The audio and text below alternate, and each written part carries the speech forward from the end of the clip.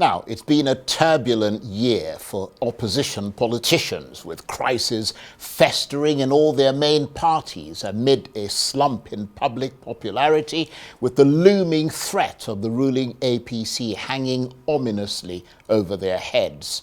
But this week, a ray of hope as they rallied in their push for change in 2027. The two main opposition leaders, Atiku Abubakar and Peter Obi, both joined the new ADC coalition after breaking away from their respective parties.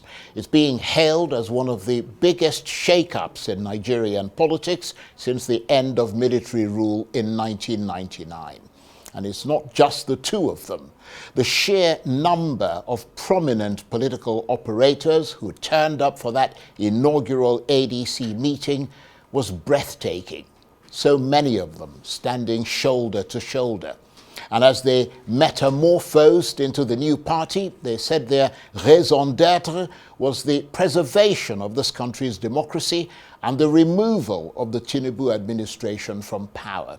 They said the damage the APC had wrought on this country's democracy had rendered it unrecognizable, sweeping it off the foundation that was erected with blood, sweat and tears in 1999.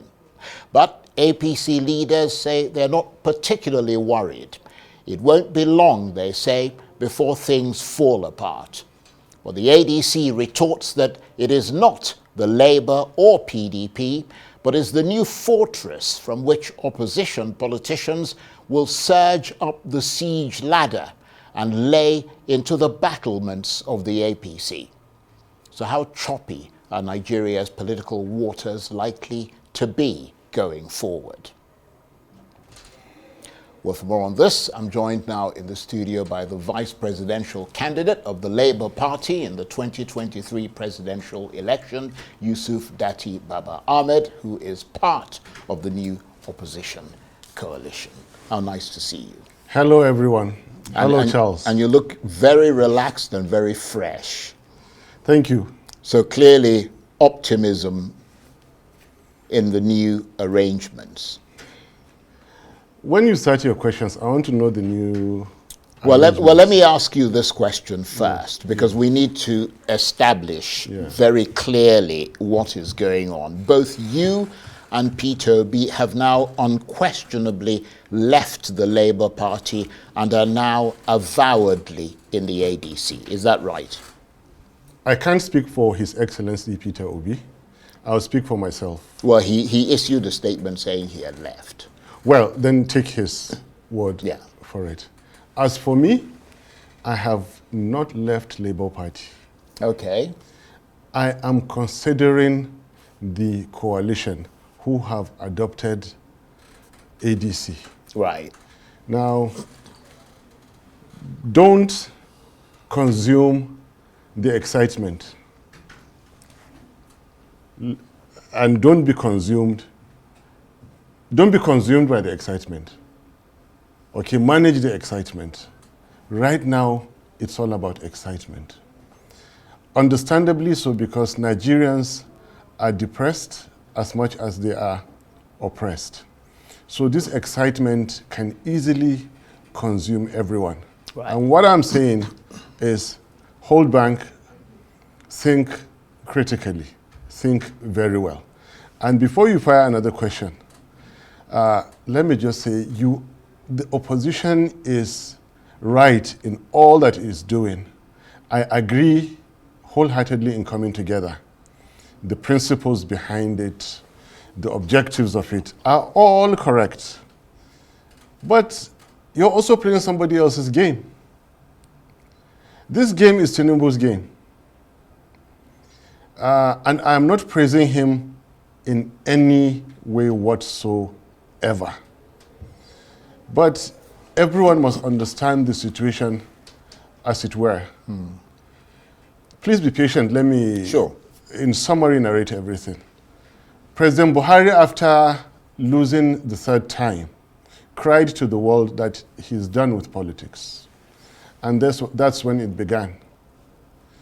There are internal issues with Buhari, but the external ones are, that is when Tinubu saw the opportunity, bring him back into the fold after the 07 Atiku and 11 Ribadu. Add the Southwest and the Tinubu influences to his existing 12 million votes. It was easy to convince Buhari to come back in any way because he carries a lot of baggage who only survive from political donations. I'm sorry to say that's the truth. So Buhari just has to contest every election. Ever since the PTF days after the passing of Abacha, Buhari was removed from head of state without any trade whatsoever. So he and his can only live off a political system. But I'm not hitting at Buhari. Tinubu saw this opportunity, saw the weakness in Buhari, pumped a lot of money, brought his party machinery, and then injected his own agenda. That you go now, I'll make the name of being a kingmaker. I have made from councillor to governors. Now I want to make a president, and if I make a president, I'll make myself a president. That is what happened. Coalition now is playing the scripts of Tinubu. I believe in the coalition, don't get me wrong. Right. But you don't have to play the game the way he did. Yeah, but what is the script? The script is what I've just narrated to you, Charles. Exactly how Yeah, but he played how it. does that relate now, what to they the think, opposition coalition? What opposition is saying, again I repeat, I'm in support of this opposition. Right. Now, there are structural misgivings in the coalition as it were today. Buhari was the distant anointed from the ab initio. The convener, Tinubu, already had it, and whoever he enrolled was, understand that Buhari is going and after him I will come.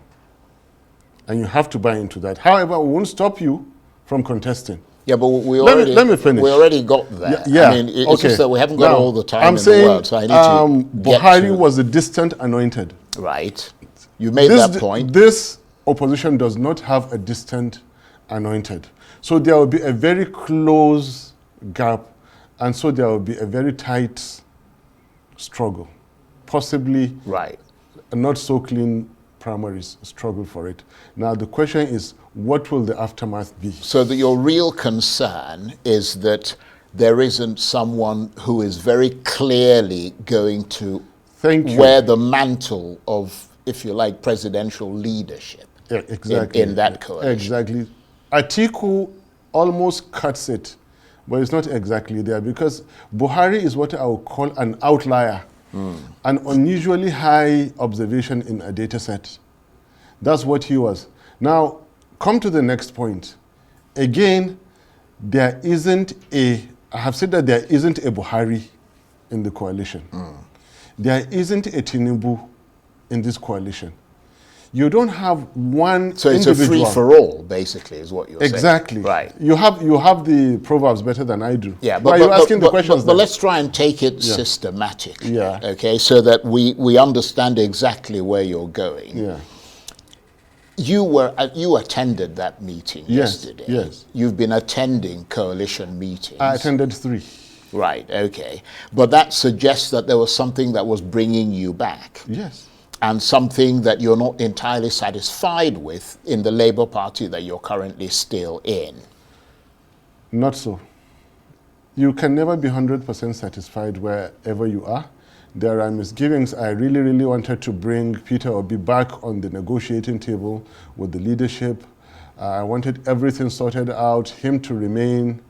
Right. And I still, if I have a chance, I'll still do it. So you're disappointed because he's now said that he's left. In fact, the Labour Party gave him a 48-hour ultimatum. They issued a statement. You need to be very sure about that if he has left. You need to be very sure. Well, on his Twitter handle, he said he was now in the ADC coalition. Yes. Now, technically speaking, being in the ADC coalition does not mean you have left your party. Refer to the meeting of Tuesday night and the communique issued after that meeting, it doesn't say that you have left your own political party. And this is a legal point. No, I'm not even talking about the ADC, what they've said. I'm talking about what is happening in the Labour Party, Yes. who essentially, I mean, the leadership, although there is a divided leadership, but the leadership gave him an ultimatum of 48 hours to resign. And subsequently, he issued a statement saying he had actually left. But let's not get bogged down. Let's get to the more. I mean, what I need to understand, because there are a lot of people who listen to you Yes. and want to know what your perspective is on this. And you said you had attended at least 3 meetings, and you were there for that ADC sort of Charles, moment. Labour Party deserves better than being walked away from. Yeah, but the Labour Party seemed to be walking away from you, not you walking away from them. No. Labour Party deserves better than being walked away from. Despite all misgivings, we know the hands that are playing each and every party. This is a party that scored, by our own count, over 10 million votes. This is a party that defeated APC and PTP together, irrespective of what the law courts said. Yeah, but nobody was really taking the Labour Party seriously until you and Peter Obi turned up. Yes, and equally... So people are voting for Peter Obi, and they said that they would follow him. The obedient movement have said they'll follow him wherever he goes. So it doesn't really matter what it is. All individuals in their own rights do have their followers in certain given measures. But in any way, you caught me right in my explanation. Maybe you can bring me back where I was. Well, I mean, the point I'm trying to make and to understand is the fact that you're essentially saying that there is now a division between yourself and Peter Obi. No. Political division. You guys are too good. Charles. Well, I'm just trying to understand don't, if I'm wrong, let me know. Don't give the wrong information out there. Right. I am very, very much in sync with Peter Obi. Because there are people who are looking forward. Yes. In fact, some people have already started saying on social media that the only ticket that is going to work with this new, I'm just trying to find where I actually made that note. They said the only chance this ADC coalition has of properly challenging and possibly removing President Tinubu from office in 2027 is 1, if they zone the presidency to a southerner, and 2, if Peter Obi and Yusuf Datti Baba-Ahmed become the joint ADC ticket for 2027. That's what people have already started saying. So they're going to be monstrously disappointed. No. You have this power, Charles, of trying to... Well, it's not a power. I don't have any power. I can admit today you're somehow dominating this conversation. No, please. And that's not the intention. It's like I'm interviewing you. It's like I'm the one interviewing you. No, we want to hear from you. Please, go ahead. Right. There's a great deal of excitement, which I think we should not be swept away by in this coalition. You have key players. Peter Obi, I'll call him first, Amechi, Atiku, and maybe Nasiru El-Rufai. And they've come together from diverse backgrounds with a variety of interest. And out of these 3, you can imagine that Atiku, Obi, and Amechi clearly are front runners in this. It makes me think, how will the contest be? That's a good point. Because they are very close in the race, very, very close in the race. What will the aftermath of this contest be? That's why I made the analogy, the example with the Buhari case, who was a distant outlier very distant from the pack. All these 3 are very close together. Now, will 2 others still remain in the coalition if one takes it? Now, you're right. Let's come back to this unwritten understanding in Nigerian presidential politics. North 8, South 8, the rotation. I'm speaking from experience because I was directly involved. And it was part of my campaign speeches in 2022-23. Did you realize in 1819, from the two major parties, not a single Southerner even bought the INEC form for presidency? What does that say? Respect, brotherhood, gentlemanness, and all these things. And of course, Atiku contested in PDP and he won. It was not a question. Buhari was the candidate of APC and, Buhari took the day eventually. Come 2022-23, Atiku was still on the ticket. And now, Peter Obi came out from the south and contested. Amechi contested and came second in APC, second to Tinubu, who is also from the south. So you see, three leading candidates. 2027, the default position thinking also is that it should be from the south. So if Atiku takes it, how will Amechi and Peter Obi take it? Now, for the Peter Obi and Atiku, together they were either rigged out or defeated in 19. Apart, they were either rigged out or defeated in 2023. You come back together, hey guys, who are you playing with? Is this a joke? And the way I take Peter Obi, I think he is much, the position of VP is very big anyway. I wanted to be and I was rigged out. But I think Peter Obi should not be a VP, having gotten a disputed 10 million votes. Now you're starting to understand what I mean. But he has made it clear. Now, it is all about, listen, it is all about a narrative that was sold out to Nigeria very quickly. That to defeat Tinubu, it has to be our coalition. Coalition is good. But when in 2023 we defeated APC, PDP, there was no coalition in Labour Party. The real coalition we need is in the ballot box. Yeah, but that's not a coalition. Speculative. Not a coalition. Let's stop that. But please, let me get to my point. The real coalition is of votes at the ballot box. You protect them all the way to declaration. You present a coalition of politicians. You open the flanks for being attacked that they're geriatrics, and everything that you said about this. And you open the flanks for APC to be talking their jargon. When APC has worse than what they're saying about ADC. So in reality, what you need are the votes for a credible candidate, for a credible ticket. Yeah, I think there is no law concedes that. There is no law, there is no principle which says that it must be a coalition. Now that is the narrative that I kept saying.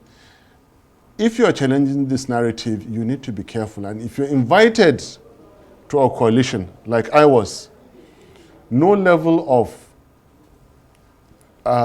firmness should tell you that don't go into that. Go and at least listen. See what they're doing. If you agree, continue. If you don't, do what your alternatives are. That is the thing. But you went there several times. I don't mean to interrupt you, but I mean, it's a dialogue. It's not a sort of monologue. I mean, you went there several times. Yes. You went there 3 times. So something must have attracted you back to listen to them. Attraction. What I'm trying to understand is, what is the guiding principle of this ADC opposition coalition beyond wanting President Tinubu to be removed from office? What is it about its philosophy that attracted you to it? And is there an overriding cause that kindles a sort of fire in your heart that you think is in the best interest of Nigeria? There are 2 questions here. One is for David Mark, Senator David Mark. What the principles and everything, please let him explain those things to you. But I thought you guys were discussing it at your meeting. We are. That is typically a question for the party leaders to answer you. The second question you ask is what's attracting me? Yeah. The attraction in ADC, which I still believe in the coalition, I believe in and are very likely to work with them, is that coming together is good, especially to chase out APC. Yeah, but you just said that you don't believe that the way to get rid of the president is through coalition. No. I mean, you said that The narrative was that they have sold it out to Nigeria that the only way to defeat Tinubu or APC is coalition, and that is wrong. A clean political party fielding the right candidate will beat APC hands down, even in the presence of a coalition. Well, let me make this point, okay? I mean, there is nothing... Did you get me? Did you understand me? I understand what you mean, but... Let me say it again, please. But no, I understood what you right. said. There is nothing stopping the Labour Party from fielding a presidential candidate. Good. There's nothing stopping the PDP. You're saying, I mean, nobody ever said they were going to be stopped. Right, but I was talking to you about the narrative. Yeah.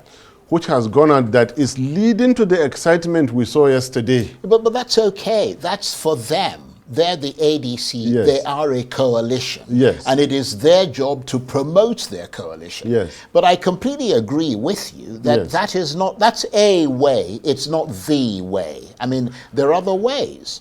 So I don't want to get bogged down in sort of that. Yes, this conversation is going, it's becoming like a chitter-chatter. But do you know that, for example, if Wike were to finish destroying the PDP and leave, right, PDP could go and join this coalition. Do you know that's possible? Well, it depends on if the coalition want the PDP to join them. Of course they will welcome. Of course they will. And later, if Labour Party decides they're inspired to join the coalition, right, they are very well welcome to join. That is why it's called a coalition. And when they join the coalition, then they will say our platform is ADC. Right. Okay. Well. I hope this is very clear. I understand that, but let me. I hope this is very clear, and it even sounds better that you go about in your PDP, keep calm. This elephant in the China ware shop, let him finish destroying, go and move into APC, and then come and say, look, here we are for the coalition. That's PDP, go and take themselves. And Labour Party, for any reason, we don't want to take the risks of letting Tinubu win again. And we think it is safer to join this coalition. They are welcome. Yeah.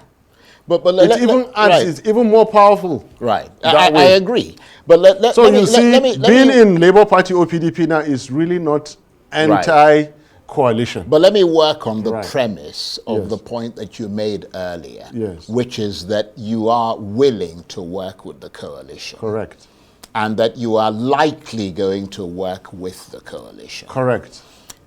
Did you feel a bit strange being in the same room and professing to be in the same coalition with so many politicians who you were ranged against in 2023 and who you and Mr. Obi felt were a corrosive influence on this country?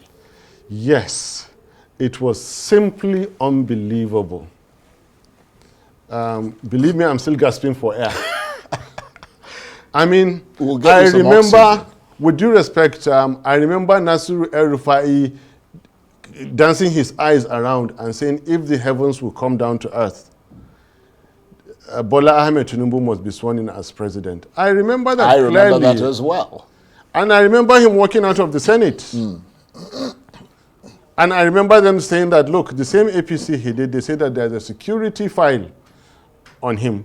He can't be a minister. I also remember in less than a year later, he wants to kick out. I remember everything that's, between El-Rufai and so many other leaders that he now goes to kneel down and greet again. I'm gasping for air. I don't understand what is going on. There are people who have been in this government for 24 years. They've been out of it only 2 years and they are crying and shouting, we must throw this government out. I have been in parliament only 4 years and 8 months. And I'm as happy as I can be. I believe I can defeat President Tinubu very, very comfortably. I have never been in the executive, and so many things. I have never issued any government contract, unless if they want to lie at me. There's nothing. I take people to EFCC. They don't take me to EFCC. Yeah, but we're in the same room with people that I never imagined will be. And I doubt what people can do for power. This underscores why I say we should not be misled, consumed by this excitement. Yeah. Because, as they say in English, when the chips are down and it's time to do primaries, what kind of primaries is Atiku going to do with an Amechi? You know how Atiku does primaries? Mercilessly. I remember those dollars flying. Well, we're in the same coalition, but in Port Harcourt, I remember the dollars flying. Remember, I'm with Atiku. Atiku, I'm with you. Please, if you're hearing me, we're in the same coalition. And then, what kind of primaries are they going to do? Am I going to deceive myself, okay, that all is going to be well in this ADC?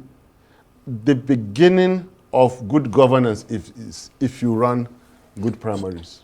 So what are you then hoping to get out of this new coalition in terms of political capital? Because you are a politician. I mean, are you just... Can I stop you? Can I stop you? Let me just make this No, point I quickly. need to stop you. Are you just going to sacrifice the millions of votes that you and Peter B got?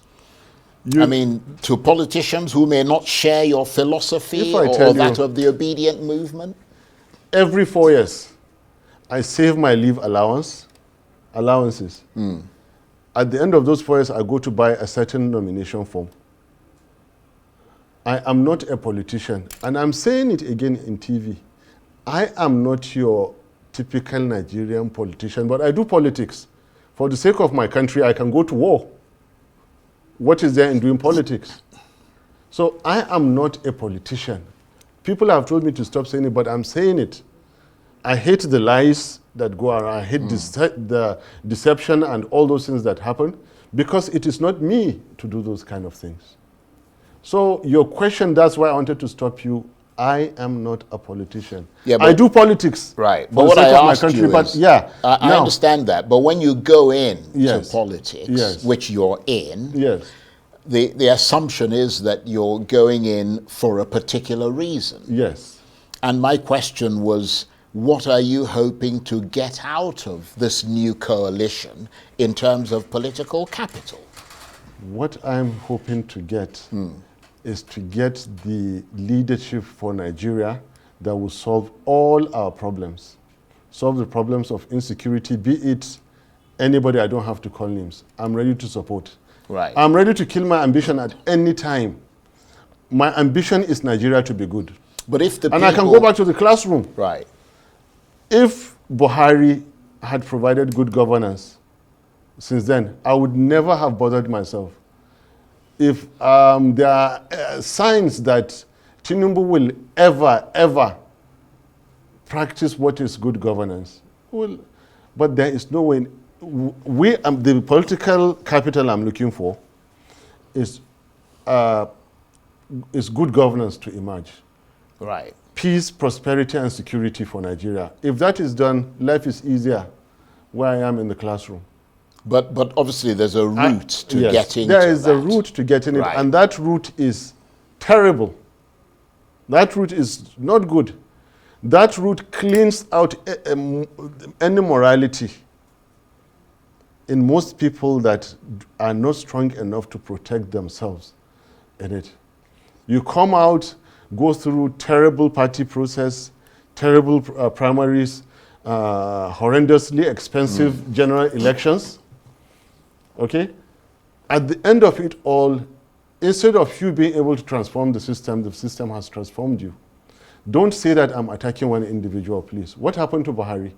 That they became so corrupt? It's because they allowed the political system to consume them. And then they became the typical corrupt leaders. Insecurity was promoted, profligacy, complacency in everything that you know. And again, what we're suffering today in Nigeria is You have the practitioners of insecurity, and then those are out there in the underworld. Then you have the actual, real terrorists and bandits out speaking in public. Whoever comes out to say after the Benue killings that this government has fought insecurity is a terrorist. Right. Whoever is saying that the government has fought insecurity in the Northwest is a bandit. While those who are actually doing the banditry are only bandit practitioners. Those who are killing out there are terror practitioners. How can you kill 200 people and no one has been arrested? Well, they said they've arrested some people. Before that, how many people were killed? Well, the ones in Plateau, have they arrested anyone? Right. The ones in Kebbi, have they arrested anyone? But I just want to return hundreds and thousands that have I been understand killed. that because a lot of people are aware of what you're talking about. Yes. The question is, how do you then hold that government to account and, if you like, get it out of office if you think they're not doing well? And that brings us back to the coalition. Yes. And my question is, in the circumstances that you find yourself in that coalition, Yes. would you be supportive if Atiku Abubakar or Nasir El-Rufai or Rotimi Amechi or Peter Obi emerges as the presidential candidate? Or would you have some principles that you think some of them would violate and which you simply wouldn't support? First of all, I need to see very clean, very transparent primaries taking place. I say two things. It needs to be clean, it needs to be transparent. Take place. Will that happen? I don't know. I'm a good team player. And at the end of the day, there's only so much you human can do. I was in Port Harcourt. I was the 12th aspirant in Port Harcourt. And I served as chairman of research and strategy in the PDP 2018-19. Credibly, I served.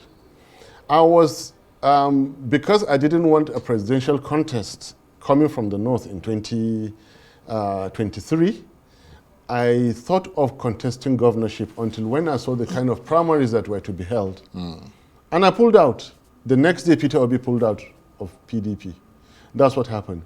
So to answer your question, if I'm in the coalition and a candidate emerges, I will readily emerges based on the kind of acceptable practices that should happen to me.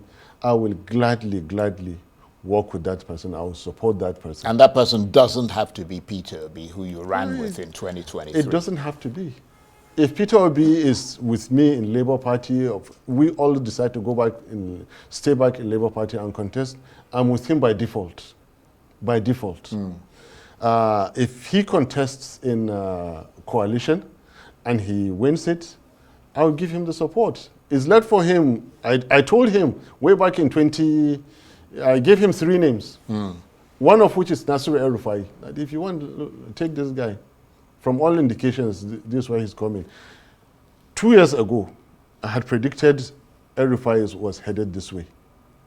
And there are many correct calculations that I did that have come true. Which I don't when have you say enough El-Rufai, energy. you mean that Peter Obi is considering No. running with I'm saying so he will come into some form of a coalition. Right. And try to play the kind of role that he's playing today. Right. Yeah. Okay. Well, let me. I mean, we're almost out of time, and we've gone beyond. Yeah, I don't know how this conversation went. We've gone beyond. I mean, we're almost at 40 minutes. Just very briefly, are you concerned that there are no serving governors from the PDP or Labour who have joined this coalition? I mean, Baba-Ahmed or Sheyi Makinde or Peter Mba or Alex Oti, the governors of APGA or NNPP, none of them are in it. I mean, does that weaken that coalition? It doesn't. What happened in 2022? First of all, what happened in 2020? Just very briefly. Yeah, very briefly. There's another question I want to ask you all right. before we have to These go. things do happen spontaneously. 1998, after Abacha's passing away, the formation of PDP and all those. 2022, May, when Peter Obi left and joined and Labour Party, and it happened, and all the things that happened. About the same is likely to happen again. So you and I are speaking a bit too early. Right. And that is why maybe our conversation today has not been as smooth as, and because you interrupt a lot. You said I interrupt. Well, you wanted a monologue, did you? I wanted an analog. You wanted a monologue, not a dialogue. But let me ask you this before we go. Yeah. I wonder if you can briefly comment on the resignation of Umar Ganduji as chairman of the APC and the rumors that are flying around about how stable the position of the Vice President Kashim Shettima is. Wow, good questions. And I'll be quick. Yeah. As it says, now you see, now you don't. Now it's him, now it's not. Yesterday in the morning it was Ganduji, in the afternoon it wasn't him. Who knows? Tomorrow morning it could be Tinubu, in the afternoon it could be not. It could be me, it could be not. It could be you, it could be not. You see, maximum rulers, dictators, terror leaders, they are invincible to the last second. We have seen in history from 1997, the Suhartos, the Gaddafis, Bouteflikas, Ben Ali, Mubarak, al-Bashir, Gaddafi, Saddam Hussein, the most recent one. So it could be, you see a flourishing, powerful president, I see a rigged leader. You see a burgeoning administration, I see a violated constitution. So in the morning, Ganduji was flouting his chairmanship. In the afternoon, he's gone. He's human, he's blown away. Even a president is not too much for this to happen to. So that's about him. About Shettima, I don't blame Tinubu. Because whoever knows what Shettima did and does will not even allow him last this long. What does he do? The airwaves cannot carry it. I'm telling you, the airwaves cannot carry it. And I know I'm speaking on TV. So Tinubu has tried keeping him this long. So even the consideration that he be dropped, I think Tinubu has tried for keeping him this long. But, yeah, but you know that's a very pregnant statement you've just made. It is pregnant. I wish I could say, but look. So what's the point of bringing it up if you're not going to say it? What people do it's for not power, fair on him. What people do for power is unbelievable. I am more than gasping for air to understand how certain things can give you power. It is not of this world. And it did happen. They do it. Somebody one day must come out and say, this is what politicians do for power. Yeah, but you're saying things and insinuating things and suggesting things without any clarity, and that's not fair. It is not fair because even saying it itself is even more unfair. It's even more drastic. So why are you saying it? Because it has to be said. Right. Do you understand? Some of the things, the more you see them, the less you understand. Why was it declared at 4 a.m.? Now let me answer your question. You mean the election? The election. The election result. On the 28th, Mahmoud Yakubu said he was adjourning till the next day. Next day, technically and legally speaking, is 9 a.m. And by 4 a.m., he sneaked and declared Tinubu a winner. What transpired in between? Well, who came, listen, you want me to say it? Yeah. Who came from one house in Asokoro to another house to say that it has to be now? Well, I don't know. You answer that question. Yeah, and what I'm telling you is that the airwaves cannot, it is so bad the airwaves cannot carry it. So are you implying that... Something happened that morning before 4 a.m. Right. That they said before these things finish at the Nigerian border. And it was who did that? Because we're trying to understand the link between what you're saying and the thing you were saying about the vice president. Listen, Tinubu has tried. Believe me, he has tried. For keeping this man this long and for even giving him the privilege of being replaced, I think it's good enough. But your brother served in his office. Do I care? And what happened when he served? He left. Well, he eventually left, but Thank I you. mean, he thought he was good enough to go in the first place. And then he serve discovered, in his office. and then he discovered he wasn't good enough, and he walked away. Look, Charles, in this world, there are things that you rather not talk about because it's just too bad. This TV station is not a court of law. I know what insinuations are. I know what allegations are. I'm not crazy. I'm not insane. And I know what I'm saying, that what people do for power is unspeakable. And these things have to stop. Right. These things, why are we getting everything wrong in Nigeria? Why can't our leaders perform? Because of what people do for power. To get power, everything, and the difference between us losers and some winners is because there are certain things we cannot do. There are certain lines we cannot cross. But others who say whatever there is to do, do it. Yeah, I think a lot of people would agree with you that there is something very shady and dodgy about Nigerian politics, and that if you want to be victorious, you do a lot of strange things. However, that is not an indictment on the vice president of this country, and it's not fair on him for things to be suggested or insinuated about him without clarity. It's better not that clarity, believe me. Better not that clarity. Okay, well, let's leave it there, shall we? Please do. On that note, I want to say thank you very much indeed. My pleasure. It's always good to talk with you. You're very forthright and you're very, very honest with your feelings. And I think people appreciate that. Thank you, sir. Yusuf Datti Baba-Ahmed is the vice presidential candidate of the Labour Party in the 2023 presidential election. He's part of the new opposition coalition, although he has not declared his membership of the new ADC party. Thank you very much indeed. My pleasure.